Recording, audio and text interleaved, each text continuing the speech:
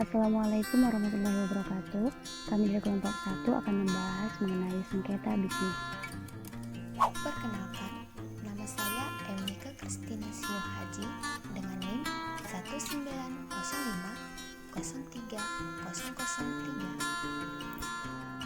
Sengketa adalah berlaku pertentangan antara dua orang atau lembaga atau lebih yang menimbulkan suatu akibat hukum dan karenanya dapat diberikan sanksi hukum bagi kedua belah pihak. Sengketa dapat terjadi pada siapa saja dan di mana saja, dapat bersifat publik maupun bersifat keperdataan, dan dapat terjadi baik dalam lingkup lokal, nasional, maupun internasional. Sengketa juga terjadi antara individu dengan individu, individu dengan kelompok, dan kelompok dengan kelompok. Menurut Ahmad, sengketa adalah pertentangan antara dua pihak atau lebih yang berawal dari persepsi yang berbeda tentang suatu kepemilikan atau hak milik yang dapat menimbulkan akibat hukum antara kedua belah pihak. Perselisihan dalam kegiatan bisnis dapat menimbulkan macam-macam bentuk konflik yang pada umumnya disebabkan oleh faktor seperti konflik data, konflik kepentingan, konflik hubungan, konflik struktur, dan konflik nilai. Maka dari itu, dibutuhkan adanya kerjasama antara kedua belah pihak untuk dapat meredakan perselisihan tersebut dan membuat kesepakatan yang saling menguntungkan. Mengingat kegiatan bisnis yang semakin meningkat, maka tidak mungkin setiap orang terhindar dari sengketa. Sengketa muncul dikarenakan berbagai alasan dan masalah yang melatar belakanginya, terutama karena adanya konflik intern antara pihak. Adapun jenis-jenis dari sengketa ialah sengketa perniagaan. Sengketa perniagaan ialah perselisihan yang terjadi antara pihak satu atas peniruan merek barang yang dilakukan oleh pihak lain. 2. Sengketa perbankan. Sengketa perbankan ialah perselisihan yang dilakukan kegiatan usaha berdasarkan prinsip syariah yang terjadi antara bank syariah, nasabah, dan pemangku kepentingan atau stakeholder. 3. Sengketa keuangan. Sengketa keuangan ialah perselisihan yang terjadi akibat adanya perbedaan pemahaman antara konsumen dengan lembaga jasa keuangan mengenai suatu produk atau layanan jasa keuangan terkait. 4. Sengketa penanaman modal. Sengketa penanaman modal ialah konflik yang terjadi di bidang investasi seperti penanaman modal asing dan pemerintah Indonesia. 5. Sengketa perindustrian. Sengketa perindustrian ialah pertentangan antara pengusaha dengan pekerja terkait perselisihan mengenai hak, kepentingan, pemutusan hubungan kerja, dan perselisihan antara serikat buruh dalam satu perusahaan. 6. Sengketa HKI. Sengketa HKI merupakan perkara-perkara yang terjadi dalam bidang hak kekayaan intelektual. 7. Sengketa konsumen. Sengketa konsumen merupakan konflik antara pelaku usaha dengan konsumen yang menuntut ganti rugi atas kerusakan dan cemaran akibat mengonsumsi barang atau memanfaatkan jasa. 8.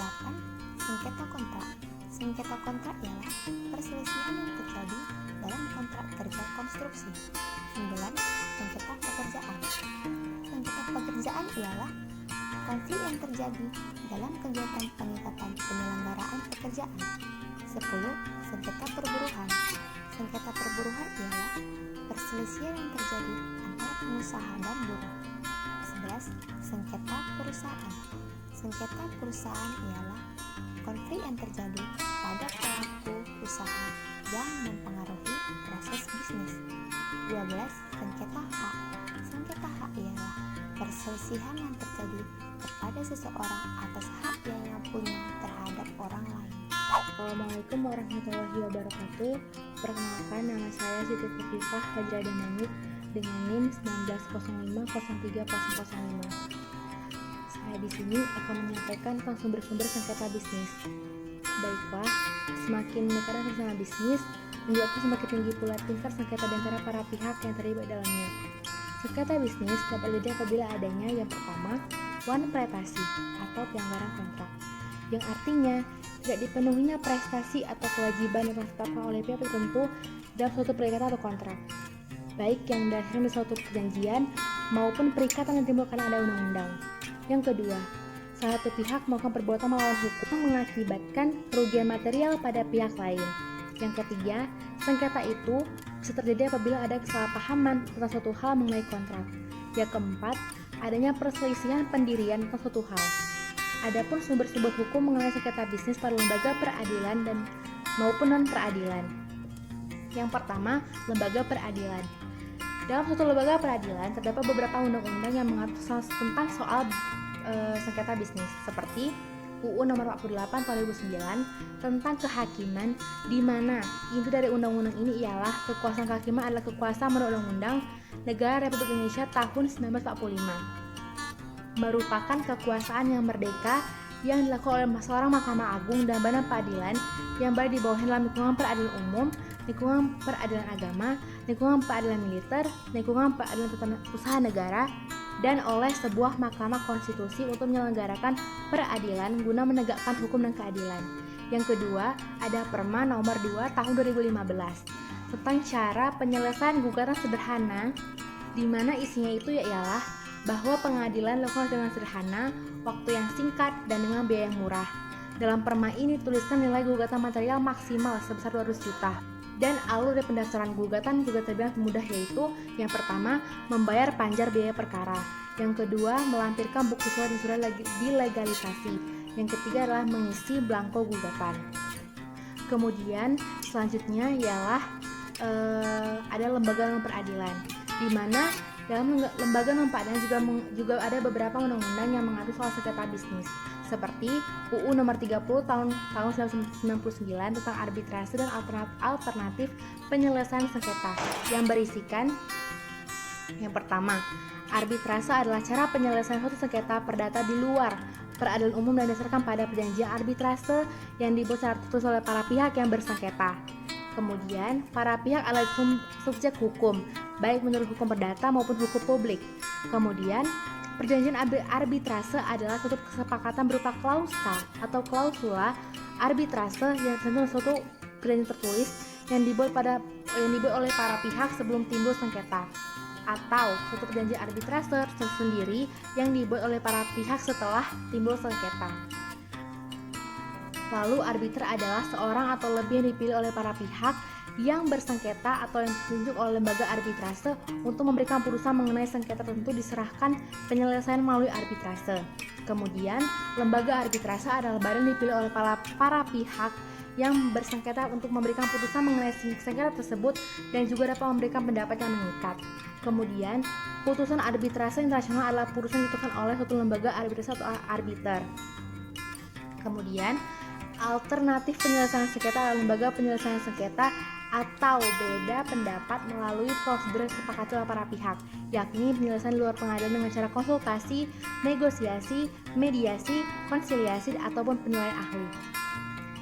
Yang terakhir, UU Nomor 5 Tahun 1968 tentang penyelesaian perselisihan antar negara di luar dari negara Indonesia, yaitu tentang warga negara asing mengenai penanaman modal, yang berisikan bahwa untuk mendorong dan membina penanaman modal asing Indonesia dan sesuai dengan ketetapan Majelis Permusyawaratan Rakyat sementara nomor 12 MPRS 1966. Dan juga ini tuh dianggap perlu karena pemerintah Republik Indonesia ikut serta dalam konferensi tentang penyelesaian perselisihan tentang antar negara dan warga negara asing mengenai penanaman modal Indonesia. Jadi, ICSID itu adalah lembaga di bawah Bank Dunia atau World Bank. Konvensi ini didirikan oleh Konvensi Washington yang mengatur perselisihan antara suatu negara dengan perorangan atau perusahaan asing yang menangkap modalnya di negara tersebut dan jalan damai melalui arbitrase. Sekian, dan terima kasih. Perkenalkan, nama saya Awinia Teresia Bolstorus dengan NIM 190503001. Selanjutnya, penyelesaian sengketa bisnis. Non-litigasi adalah penyelesaian sengketa di luar pengadilan. Yang pertama, arbitrase. Pasal 1 ayat 1 Undang-Undang Nomor 30 Tahun 1999 tentang arbitrase dan alternatif penyelesaian sengketa mengatakan bahwa arbitrase adalah cara penyelesaian suatu sengketa perdata di luar peradilan umum yang didasarkan pada perjanjian arbitrase yang dibuat secara tertulis oleh para pihak yang bersengketa. Oleh karena itu, arbitrase disebut juga sebagai suatu peradilan perdamaian di mana para pihak yang bersengketa atau berselisih menghendaki perselisihan mereka tentang hak-hak pribadi yang dapat mereka kuasai sepenuhnya, diperiksa dan diadili oleh hakim yang adil yang tidak memihak kepada salah satu pihak yang berselisih, serta menghasilkan keputusan yang mengikat bagi kedua belah pihak. Selanjutnya, alternatif penyelesaian sengketa. Yang pertama, negosiasi. Pasal 6 ayat 2 Undang-Undang Nomor 30 Tahun 1999 tentang arbitrase dan alternatif penyelesaian sengketa mengatakan, negosiasi adalah penyelesaian sengketa atau beda pendapat melalui alternatif penyelesaian sengketa sebagaimana dimaksud dalam ayat 1, diselesaikan dalam pertemuan langsung oleh para pihak dalam waktu paling lama 14 hari dan hasilnya dituangkan dalam suatu kesepakatan tertulis. Yang kedua, mediasi. Perma nomor 2 tahun 2003 mengatakan bahwa mediasi adalah penyelesaian sengketa melalui proses perundingan oleh para pihak dengan dibantu oleh mediator. Mediator adalah pihak yang bersifat netral dan tidak memihak yang berfungsi membantu para pihak dalam mencari berbagai kemungkinan penyelesaian sengketa. Tugas mediator adalah mencari berbagai kemungkinan penyelesaian solusi atas sengketa para pihak. Yang ketiga, konsiliasi. Menurut M. Marwa dan Jimmy mengatakan konsiliasi adalah sebagai usaha untuk mempertemukan kedua pihak bersengketa agar mencapai kesepakatan guna menyelesaikan sengketa dalam kekeluargaan. Sedangkan Munir Fuandi menjelaskan, konsiliasi mirip dengan mediasi, yakni merupakan suatu proses penyelesaian sengketa berupa negosiasi untuk memecahkan masalah melalui pihak luar yang netral yang tidak memihak akan bekerja dengan pihak yang bersengketa untuk membantu menemukan solusi dalam menyelesaikan sengketa tersebut. Yang keempat, ministerial. Alternatif penyelesaian sengketa atau ADR, prosedur yang digunakan oleh bisnis dan pemerintah federal untuk menyelesaikan masalah hukum tanpa menimbulkan beban dan menunda terkait dengan litigasi pengadilan. Perkenalkan, nama saya Khairunisa Brumanik dengan NIM 19050303004. Baik, selanjutnya saya akan membahas mengenai Ombudsman.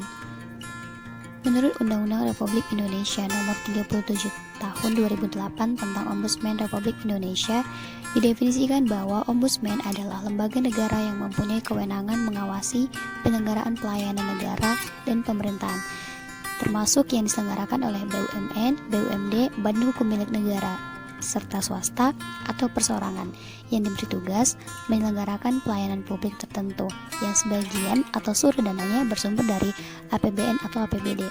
Ombudsman merupakan lembaga negara yang bersifat mandiri dan independen dalam menjalankan tugas dan wewenangnya, bebas dari campur tangan kekuasaan lainnya. Nah, Ombudsman bertujuan pertama, mewujudkan negara hukum yang demokratis, adil dan sejahtera. Kedua, mendorong penyelenggaraan negara dan pemerintah yang efektif, efisien, jujur, terbuka, bersih, serta bebas dari korupsi, kolusi, dan nepotisme. Yang ketiga, meningkatkan mutu pelayanan negara di segala bidang agar setiap warga negara dan penduduk memperoleh keadilan, rasa aman, dan kesejahteraan semakin baik. Yang keempat, membantu menciptakan dan meningkatkan upaya pemberantasan dan pencegahan maladministrasi, diskriminasi, dan KKN. Yang kelima, meningkatkan budaya hukum nasional, kesadaran hukum masyarakat, dan supremasi hukum yang berintikan pada kebenaran dan keadilan. Dan yang keenam adalah Ombudsman berfungsi untuk mengawasi penyelenggaraan pelayanan publik yang diselenggarakan oleh penyelenggara negara dan pemerintah, baik pusat maupun daerah, termasuk BUMN, BUMD, Badan Hukum Milik Negara dan swasta, atau perseorangan. Nah, yang selanjutnya adalah penilaian ahli. Salah satu upaya dalam menyelesaikan masalah dengan menunjuk atau melibatkan tenaga ahli yang memiliki kompetensi khusus di satu bidang yang dipersengketakan. Penggunaan tenaga ahli di sini bisa ditunjuk secara perseorangan atau kelompok atau lembaga. Pendapat para ahli ini sangat dibutuhkan sebagai petunjuk teknis dalam penyelesaian suatu masalah. Nah, yang selanjutnya adalah penyelesaian kasus kecil. Sistem peradilan biasa yang menggunakan sistem dan prosedur yang sederhana, di mana pengadilan berwenang mengadili berbagai kasus berskala kecil dengan prosedur cepat dan tidak dibenarkan menggunakan kuasa hukum. Yang terakhir adalah peradilan adat. Lembaga-lembaga peradilan adat yang bertugas untuk membantu dan menyelesaikan berbagai permasalahan adat. Setiap daerah tentu memiliki lembaga adat yang disesuaikan dengan potensi kearifan lokal daerah tersebut. Lembaga adat ini dibentuk dan didirikan untuk membantu masyarakat yang terjerat permasalahan hukum adat. Baik, selanjutnya saya akan menjelaskan tentang lembaga penyelesaian sengketa di Indonesia. Yang pertama, Badan Mediasi dan Arbitrase Asuransi Indonesia atau BMAI. BMAI adalah sebuah badan hukum berbentuk perhimpunan berdasarkan Pancasila, berlandaskan Undang-Undang Dasar 1945 yang bersifat independen dan imparsial. BMAI memberikan pelayanan untuk penyelesaian sengketa klaim atau tuntutan ganti rugi atau manfaat asuransi antara anggotanya, yaitu perusahaan asuransi dan tertanggung atau pemegang polis. Mediator, adjudikator, dan arbiter BMAI terdiri dari tokoh-tokoh berpengalaman baik dalam bidang asuransi maupun bidang hukum, dan dengan demikian ada jaminan bahwa BMAI selalu bertindak independen, adil, dan transparan. BMAI digagas oleh 3 asosiasi yang berada di bawah payung Federasi Asosiasi Pengasuransian Indonesia atau FAPI.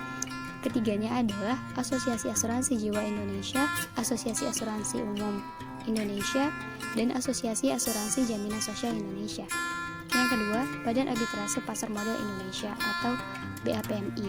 BAPMI merupakan sebuah lembaga yang membantu mengatasi masalah sengketa yang berkaitan dengan pasar modal. Lembaga ini didirikan pada tahun 2002, jauh sebelum EJK mengeluarkan peraturan tentang adanya LAPS. Apabila mengalami masalah seputar pasar modal, seperti misalnya tentang repurchase agreement atau repo, konsumen bisa menghubungi BAPMI agar segera dibantu melakukan mediasi. Lembaga Alternatif Penyelesaian Sengketa Perbankan Indonesia atau LAPSPI. LAPSPI merupakan lembaga penyelesaian sengketa yang bisa menjadi alternatif bagi konsumen yang memiliki masalah dengan nilai sengketa yang tidak terlalu besar. Layanan lembaga ini sepenuhnya gratis, sehingga konsumen tidak perlu direpotkan dengan pengurusan di pengadilan. Hasil keputusan dari LAPSPI ini nantinya bersifat mengikat kedua belah pihak, tetapi jika konsumen merasa tidak puas, boleh membawanya ke pengadilan. Nah, yang ketiga adalah Badan Mediasi Pembiayaan dan Pengadilan Indonesia atau BMPPI. BMPPI merupakan lembaga mediasi yang tergolong baru. Lembaga ini didirikan oleh organisasi-organisasi di sektor pembiayaan dan pegadaian bersama dengan PT Pegadaian pada tahun 2014. Masalah yang diselesaikan BMPPI adalah terjadinya kerusakan atau kehilangan pada barang yang digadaikan. Apabila Anda sebagai konsumen mengalami kejadian tersebut, Anda bisa menghubungi BMPPI untuk mendapatkan bantuan penanganan masalah. Perlu diingat bahwa BMPPI lebih cenderung ke penanganan masalah pembiayaan. Untuk masalah pembiayaan Anda bisa meminta BMPPI untuk fokus ke sengketa perusahaan pembiayaan dengan konsumennya. Yang terakhir adalah Badan Mediasi Dana Pensiun atau BMDP. BMDP merupakan lembaga mediasi yang membantu permasalahan terkait dengan dana pensiun. BMDP didirikan untuk menjembatani mantan pegawai atau karyawan yang bermasalah atau bersangkutan dengan uang pensiunnya. Salah satu contoh kasus yang bisa mendapatkan bantuan dari BMDP adalah pemotongan dana pensiun karena sebab yang tidak jelas. Nah, sekian saja yang kami paparkan terkait dengan sengketa bisnis. Wassalamualaikum warahmatullahi wabarakatuh.